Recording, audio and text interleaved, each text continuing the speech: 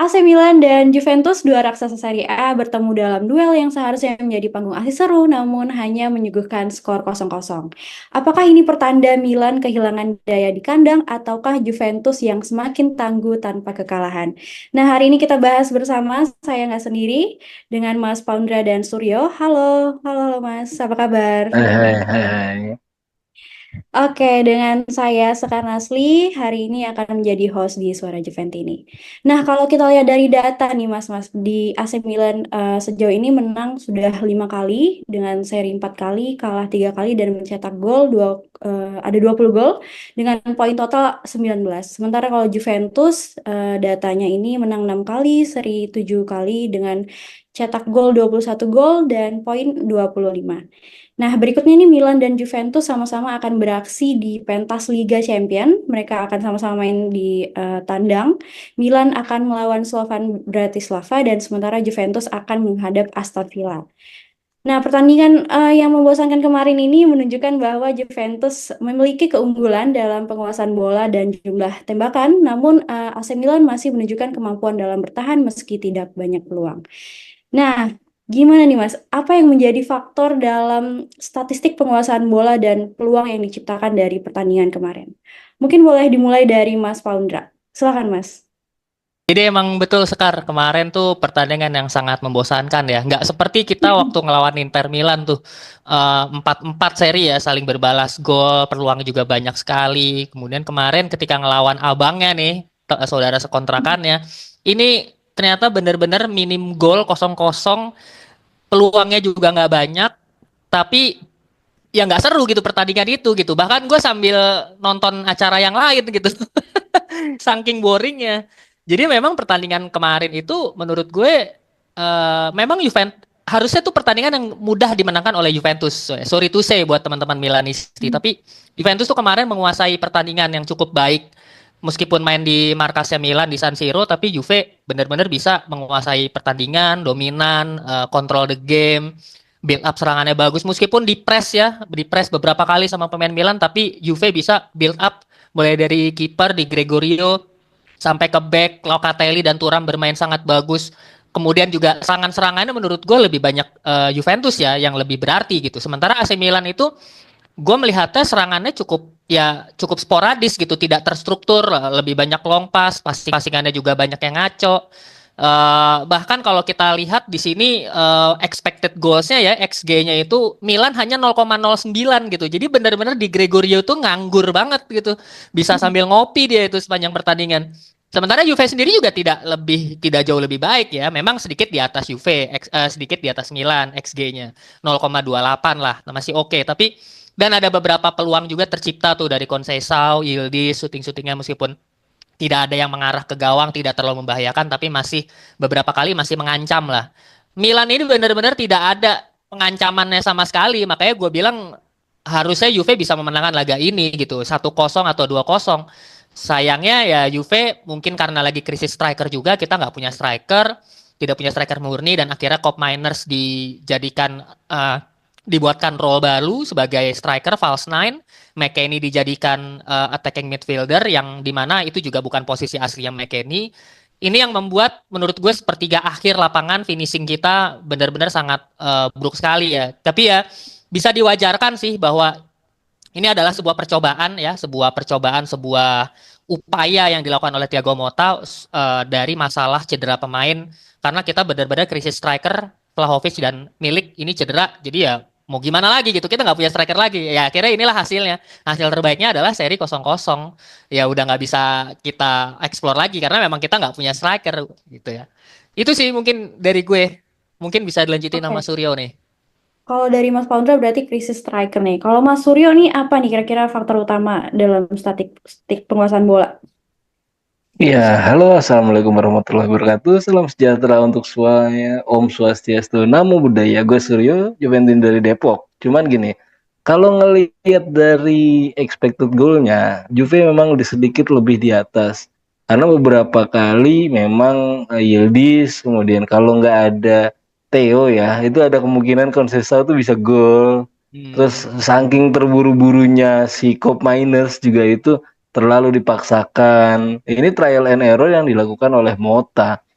kalau teman-teman ingat bahwa Koop Miners sejatinya adalah box to box, apalagi McKennie.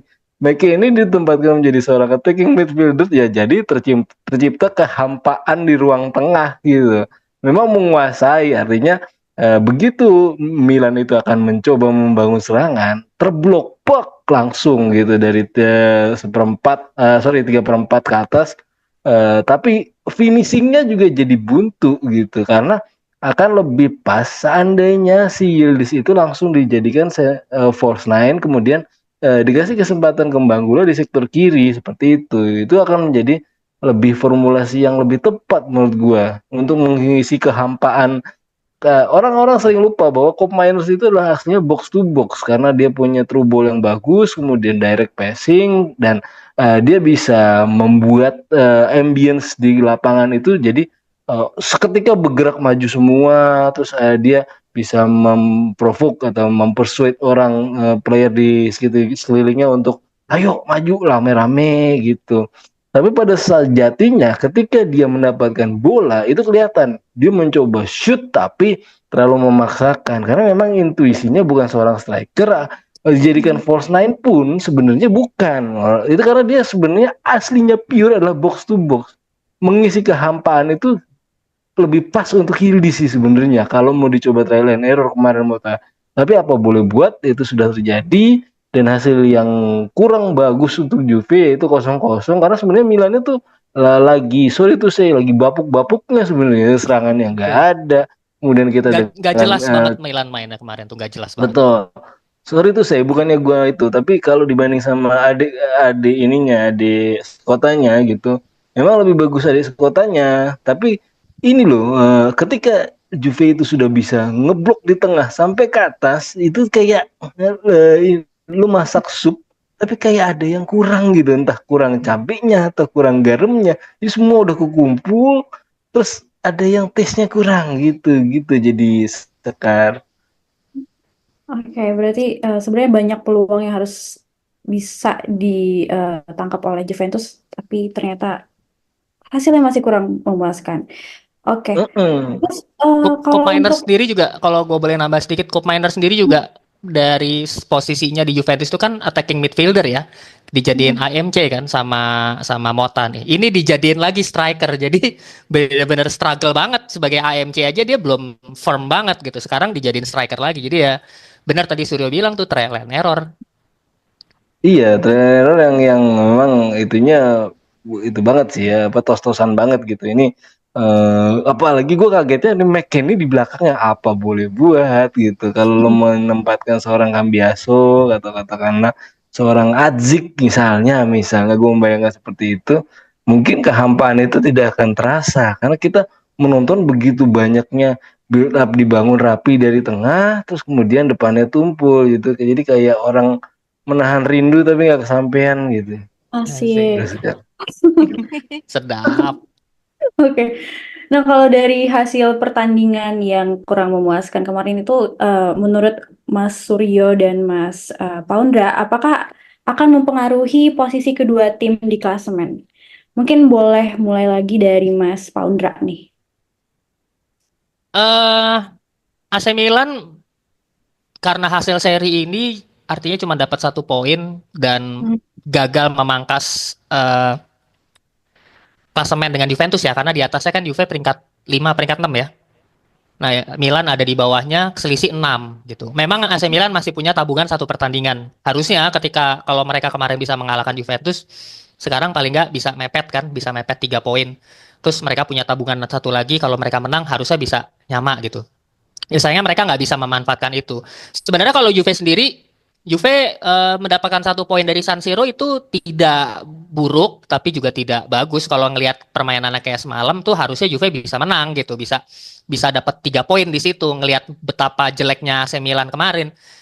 Tapi ya ya udah apa boleh buat karena ini juga main di San Siro, dapat 1 poin pun ya lumayan gitu ya, bisa daripada Lumanyun gitu nggak dapat poin sama sekali, dapat poin oke lah.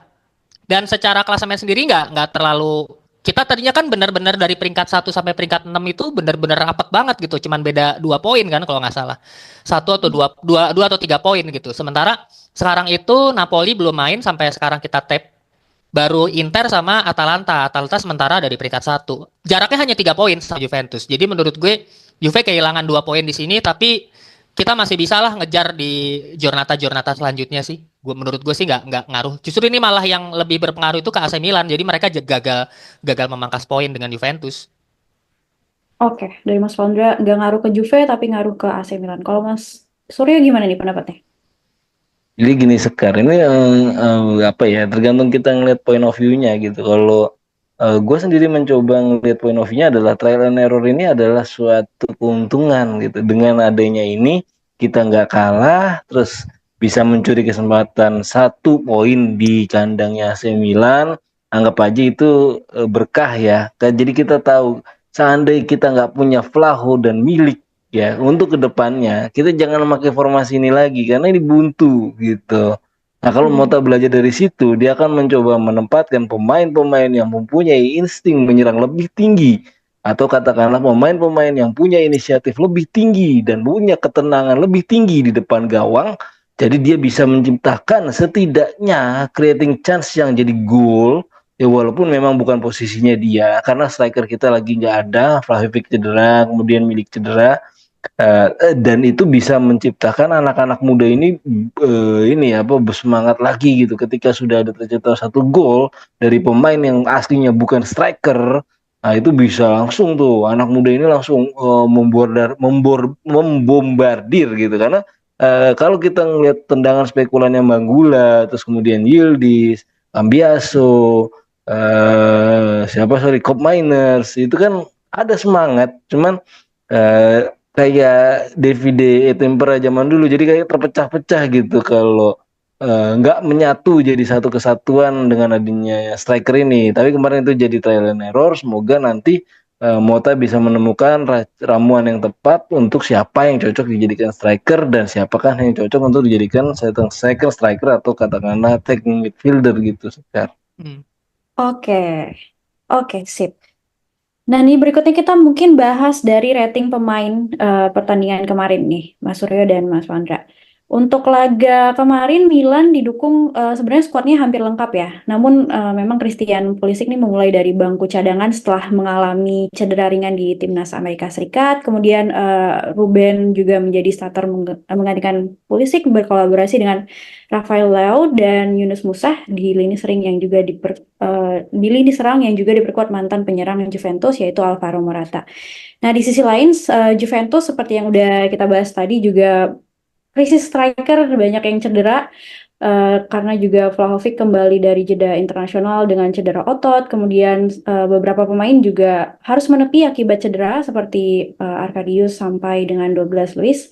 Dan pelatih Thiago Motta ini secara mengejutkan juga memasang Koop Mainer sebagai false nine dan meninggalkan Timothy Weah di bangku cadangan.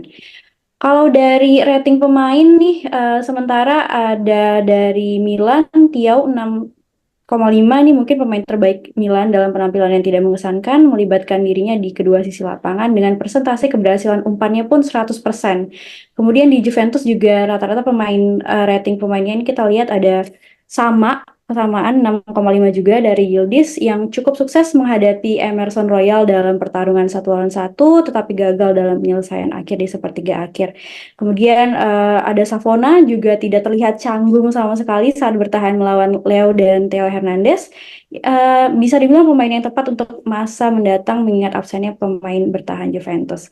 Nah, menurut Mas Paundra atau Mas Suryo nih, siapa aja sih pemain yang harusnya bisa mendapatkan rating lebih tinggi atau mungkin yang tertinggi nih dan apa alasannya? Mungkin boleh dimulai lagi dari Mas Paundra. Suryo Silakan dulu, Mas. Suryo. Oke, dari Mas Suryo nih. Gantian, Oke, gantian. Mas. Gantian ya. Oke. Dari Mas Suryo nih siapa nih Mas pemainnya yang cocok jadi rating tertinggi? Ya, kalau untuk yang tertinggi karena dia bisa memberikan fondasi yang aman untuk teman-teman kita di lini tengah, kemudian dia bisa bekerja sama yang baik dengan Locatelli, dia bisa menjadi dinamo yang pas untuk tim membangun serangan dari tengah, lebih ke Kepra Thuram sih memang favorit gua, ya kan. Di situ Kepra Thuram itu menciptakan seolah-olah lini tengahnya Milan yang bisa dibilang full squad dalam tanda kutip itu jadi mati gitu. Di mana-mana ada dia. Kemudian mungkin dia memarking zone-nya dengan pas. Terus kalau yang kedua itu Conceição. Kalau nggak ada Theo itu udah gue bilang 80% pasti gol itu yang di menit 10 plus ke atas itu. Karena itu sebenarnya bola bawah yang hampir si kipernya Milan ini nggak bisa nebak karena di depannya itu ada sampingannya lagi si backnya. Nah, kalau itu lolos aja dari Theo, itu bisa jadi bola geser yang manis banget buat ngasih ke gol ke Juve. Jadi untuk yang pertama Kepren Thuram dan yang kedua adalah si Conceição, Xisco Conceição, Sekar. Oke, Mas Suryo, Kepren Turam, dan Konsesa. Kalau Mas Poundra siapa nih Mas? Dan alasannya apa? Ya, gue setuju juga sih sama kayak Suryo. Kayak Frame Thuram tuh kemarin bener-bener mainnya bagus banget ya. Salah satu best performance Thuram musim ini selama yang gue lihat di Juventus musim ini. Dia bener-bener menguasai lini tengah, passing-passing pendeknya oke, ngerebut bola atau ball winningnya bagus ya. Bener-bener Milan itu lini tengahnya nggak bisa menguasai pertandingan, nggak bisa menguasai permainan gitu karena dia diduet sama Locatelli gitu. Locatelli yang tukang ngerebut bola, Thuram pun juga jago ngerebut bolanya. Ketika Locatelli dapat bola, bola dioper ke Thuram, Thuram yang lebih carry the ball-nya gitu. Dia ngebawa naik nge-build up, dia yang passing pendek ke Conceição, passing pendek ke Yildiz atau ke McKennie. Eh Ya kelihatan oke lah, build up-nya oke, kokoh, tenang. Gue suka banget sama mainnya Thuram di sini. Bahkan kalau teman-teman pernah ngelihat ya salah satu klipnya, benar-benar performa yang sangat bagus sekali gitu dari Thuram. Jadi gue benar-benar ngelihat Milan tuh nggak berdaya tuh, benar-benar semua Nah, dikuasai sama Thuram. Gue melihatnya ini kayak waktu Pogba awal-awal muncul nih, kayak gini gaya mainnya nih. Dribble-dribblenya ya, cuman kurang long shoot-nya aja. Kalau dia berani long shoot dari jauh, bagus nih. Keeping bolanya, tekniknya itu oke banget. Bahkan visi-visi bola dan beberapa manuvernya itu juga terjadi. Cuman sayangnya memang ketika Thuram abis carrier the ball, udah abis dia deliver, lewatin orang, ya sepertiga akhirnya itu kadang matinya di Yildiz, kadang matinya di McKennie, yang paling parah Cop Miners gitu, matinya di Cop Miners. Jadi ya apa itu? percuma aja kita punya punya gelandang Locatelli yang ngerusak sama kayak Thuram yang carry the bola bagus tapi sampai depannya buntu gitu. Jadi ya percuma, tapi apresiasi besar buat Thuram lah. Yang kedua mungkin Yildiz ya. Yildiz juga kemarin mainnya bagus. Nyerangnya ya Emerson Royal benar-benar dihabisin sama sekali tuh, dieksploitasi besar-besaran. Bahkan Yildiz juga berani turun ke bawah gitu. Dia nge-backup sampai turun ke bawah. Ini yang menurut gue Yildiz salah satu yang perlu diapresiasi. Dan yang ketiga menurut gue adalah Savona. Savona ini kemarin kita udah bahas di prediksi nih, sempat ada perdebatan dengan Bang Jeki nih kan. Bang Jeki ini nggak percaya nih kalau Savona menghadapi Leo tuh karena terlalu muda, dia nggak percaya. Nah sekarang dibuktiin lagi. Lawan Roma, lawan Napoli, lawan Inter ya, dia masuk sebagai pemain cadangan. Lawan Lazio, dan sekarang dia membuktikan sendiri bahwa dia melawan Milan berhasil ngejaga Leo dengan baik. Bahkan ada satu klip, dia hampir dilewatin tuh sama Leo tuh, bola udah ke pinggir, Savona karena masih muda ya, dia polos aja gitu kan, ngangkat Kena. tangan, dikiranya bola udah throw in, ternyata dilewatin. Habis dia sama dia di recover lagi, dapat lagi bolanya dan clear, nggak penalti sama sekali. Ini yang menurut gua keren ini pemain nih. Cuman ya memang Savona kekurangannya karena memang dia full defending, dia defender Hmm. sejati ya, defender murni. Ya memang lini serang, daya serangnya, daya gedornya memang kurang. Jadi Conceição kemarin di sebelah kanan jadi kayak agak main sendiri. Tapi ini merupakan suatu hal yang harus diapresiasi bahwa Savona tuh gua sangat percaya banget dan dia sampai dipanggil timnas Italia kan. Mungkin kalau rating yang buruknya menurut gua jatuh ke Cop Miners sih. Cop Miners nih yang kemarin paling paling di bawah perform lah, underperform lah. Hmm. Jadi ya mungkin karena role-nya dia sebagai false nine, dia nggak biasa bermain posisi itu. Kadang tuker-tukeran sama McKennie-nya juga nggak berjalan dengan baik. Yang paling parah sih kontrol bolanya ya, karena dia berada di posisinya Vlahovic mungkin ya. Kok ketularan gitu kan? Ketularan eh, kekurangannya Nggak tenang, Vlahovic gitu. Nggak tenang, kontrol tekanan, bolanya tekanan. lepas. Iya. Ya mungkin karena tekanan juga ya, di press sama si Hmm. Tiao. Tiao juga kita harus apresiasi, juga bermain sangat baik kemarin di Milan. Mungkin karena dia juga nggak menghadapi striker murni, jadi mudah sekali mematahkan serangan. Tapi Kopenhagen kemarin benar-benar main underperform. Tapi buat gue itu wajar karena memang tadi udah kita bahas karena ini adalah posisi barunya dia. McKennie pun juga posisi baru, posisi yang tidak biasa dia main di situ. Jadi ya sebenarnya semua ratingnya semuanya oke dari sisi pertahanan. Kalulu mainnya bagus, Gatti mainnya juga oke. Cambiaso mungkin tidak sebaik pertandingan-pertandingan yang lain, tapi menurut gua masih oke, masih masih good. Penilaiannya masih bagus lah ya tadi 6,5. Semuanya oke ya, cuman kurang Cup Miners sama McKennie sih. Jadi ya memang karena itu bukan posisi aslinya dia. Oke, dari Mas Pondra yang terbaik Thuram, Yildiz, Savona, tapi yang paling mengecewakan Cup Miners. Nah, kalau Iya. untuk teman-teman Suara Juventini siapa nih versi terbaik dan terburuknya? Mungkin boleh di komen di video ini. Oke, Juventini itu dia yang pembahasan kita hari ini. Walau performa Juventus di laga terakhir masih kurang memuaskan karena adanya cenderung trial dan error dan kita juga lagi krisis striker. Semoga kedepannya performa kita membaik. Nextnya kita masih punya topik-topik yang gak kalah menarik. Jadi pastikan kalian subscribe, like, komen, dan nyalain lonceng notifikasi biar gak akan ketinggalan video dari kita. Juventini juga bisa join channel Suara Juventini untuk mendapatkan update lebih eksklusif dan kesempatan menjadi narasumber kita di video-video berikutnya. Oke, terima kasih teman-teman Juventini yang udah nonton sampai akhir. Terima kasih juga Mas Suryo, Mas Pondra sudah hadir. Oke, boleh kita akhiri dengan Vino Lavine. Forza Forza Juve. Juve. Oke, terima kasih.